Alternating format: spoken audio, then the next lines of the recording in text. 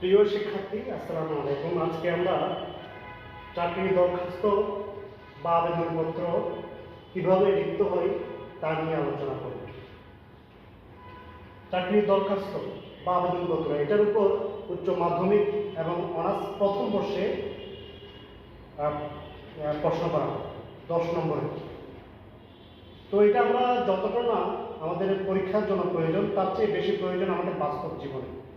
আমাদের বাস্তব জীবনে বিভিন্ন প্রতিষ্ঠানে, সরকারি কার্যালয়ে কিভাবে চাকরির আবেদনপত্র লিখতে হয় সেটা আমরা অনেকেই জানি না। আজকে আমরা জানার চেষ্টা করব।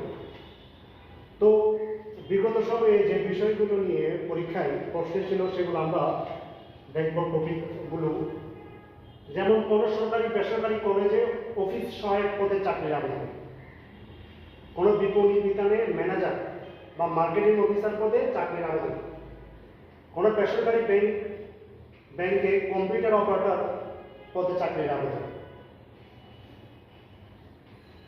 কোনো বেসরকারি কলেজে প্রভাষক পদের জন্য আবেদন, সেটা কোনো বেসরকারি মাধ্যমিক স্কুলে সহকারী শিক্ষক হতে পারে, প্রাইমারি শিক্ষক হতে পারে। এভাবে বেসরকারি কোনো প্রতিষ্ঠানে কিন্ডারগার্টেন তো হতে পারে। আমরা সবগুলো নিয়ম কিন্তু এক সম্বোধন পরিবর্তন হবে, প্রতিষ্ঠানের প্রধান পরিবর্তন হবে, কিন্তু সবগুলো আবেদনপত্র চাকরির দরখাস্ত লেখার নিয়মে আমরা সেটা এখন জানি।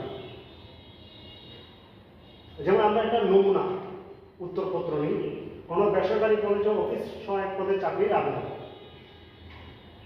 আমরা দেখতে পাচ্ছি কিভাবে লিখতে হবে। আমরা শুরুতে লিখব তারিখ বরাবর মাননীয় অধ্যক্ষ। কলেজ পরীক্ষার খাতায় আমরা কলেজের নাম লিখবো না, সেজন্য আমরা প্রতীক ব্যবহার করবো, যেমন কলেজ চট্টগ্রাম। বিষয় অফিস সহায়ক পদের জন্য আবেদন প্রসঙ্গ মহোদয় লিখতে পারি অথবা জনাব লেখা যায়। সবিনয় নিবেদনে যে গত একটা তারিখ লিখবো আমরা এখানে 1/6/2025 তারিখের দৈনিক আজাদী পত্রিকায় প্রকাশিত বিজ্ঞপ্তির মাধ্যমে জানতে পারলাম যে আপনার প্রতিষ্ঠানে অফিস সহায়ক নেওয়া হবে। তো এখানে মার্কেটিং অফিসার হতে পারে, প্রভাষক হতে পারে, যে কোনো নাম দেওয়া যাবে, নেওয়া হবে। উক্ত পদের জন্য আমি একজন প্রার্থী। এগুলো এক পাতায়, আমি যেহেতু জায়গার সংকলন হচ্ছে না সেজন্য আর অপর পেজে লিখেছি। আমার প্রার্থিতা বিবেচনার জন্য এই আবেদনপত্রের সাথে আমার জীবন বৃত্তান্ত সংযোজন করলাম। এই যে এই জায়গায় এসে আমাদের সমস্যা হয়, আমরা কি করি, জীবন বৃত্তান্তটা এখানে লিখে ফেলি, এখানে লেখা যাবে না, লিখতে হবে অতএব মহোদয়ের নিকট বিনীত আবেদন এই যে আমার যোগ্যতা বিবেচনা পূর্বক আমাকে পরীক্ষা দানের সুযোগ দিলে চিরকৃতজ্ঞ থাকব। পরীক্ষা দান এটা একটা কৌশলী শব্দের ব্যবহার, কারণ সেটা কি আমাদের বহু নির্বাচনী পরীক্ষা হবে, নাকি লিখিত পরীক্ষা হবে, না শুধু ভাইভা হবে আমরা জানি না। সেজন্য পরীক্ষা, সবগুলোই পরীক্ষা। পরীক্ষা দানের সুযোগ দিলে চিরকৃতজ্ঞ থাকবো। বিনীত নিবেদক নাম লিখবো আমরা, তারপর মোবাইল নম্বর, সাংকেতিক চিহ্ন ব্যবহার করবো, অথবা এভাবে লিখে কয়েকটা ডিজিট লিখে দেবো, কিন্তু আমাদের প্রকৃত মোবাইল নম্বর লিখবো না পরীক্ষার খাতায়। তারপর এই জায়গায় প্রথম পেজ আমি এখানে জায়গায় নাই বলে লিখতে পারছি না, এখানে নিচে লিখতে হবে এই জিনিসটা। সংযুক্তি 3 কপি পাসপোর্ট সাইজের ছবি, সকল একাডেমিক সনদের সত্যায়িত ছায়ালিপি, জাতীয়তা সনদের সত্যায়িত ছায়ালিপি, নাগরিকত্ব সনদ ন্যাশনাল আইডি কার্ড যেটা সত্যায়িত ছায়ালিপি। ছায়ালিপির অর্থ হচ্ছে ফটোকপি, ফটোকপির বাংলা হচ্ছে ছায়ালিপি। তারপর চারিত্রিক সনদের সত্যায়িত ছায়ালিপি। অনেক সময় ব্যাংক ড্রাফট করতে বলে, তো ব্যাংক ড্রাফট দুই ধরনের হয়, একটা হচ্ছে ডিমান্ড ড্রাফট, একটা হচ্ছে পে অর্ডার। এভাবে লিখতে হবে। এটা লেখার পর পরের পেজে জীবন বৃত্তান্ত লিখতে হবে, এই যে নাম, পিতার নাম, মাতার নাম, এগুলা লিখে এভাবে আমাদের কি করতে হবে, দিতে হবে। তো পরীক্ষার কাজে আমরা 2 পেজে লিখলে অসুবিধা নেই, কিন্তু যখন অনেকটা বাস্তবে যখন চাকরির জন্য আবেদন করবো তখন 1 পেজে লিখতে হবে আবেদনপত্র। জীবন বৃত্তান্ত 8 পেজে লিখতে হবে, 8টা আলাদা কাগজে। এটাই হচ্ছে নিয়ম, এভাবে আমরা লিখতে হবে, এভাবে লিখলে আমরা নম্বর পাবো। ধন্যবাদ।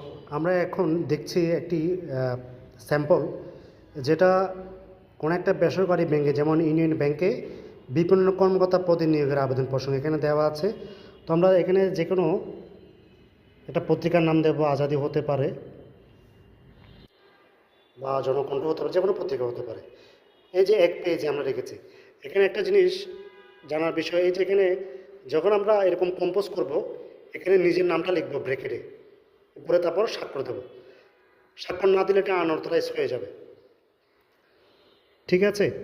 যখন কম্পোজ করব, আর কম্পোজ না করলে আমরা পুরোটাই তো হাতে লিখবো। পরীক্ষার খাতায় এরকম এক পেজে নাও লিখতে পারি, সেই জন্য আমরা অপর পেজে যেতে পারি, কোনো অসুবিধা নেই।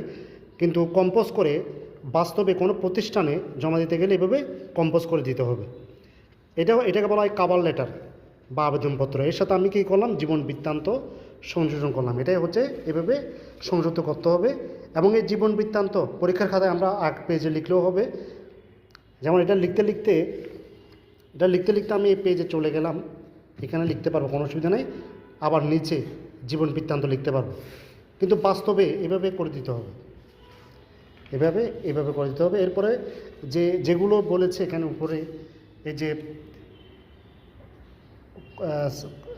পাসপোর্ট সাইজের ছবি, সকল সনদপত্র, এইগুলা সবগুলা এই যে পরে এখানে পিছনে জীবন বৃত্তান্তের পিছনে যুক্ত করতে হবে। এভাবেই একটা চাকরি দরখাস্ত করতে হবে। সবাইকে ধন্যবাদ।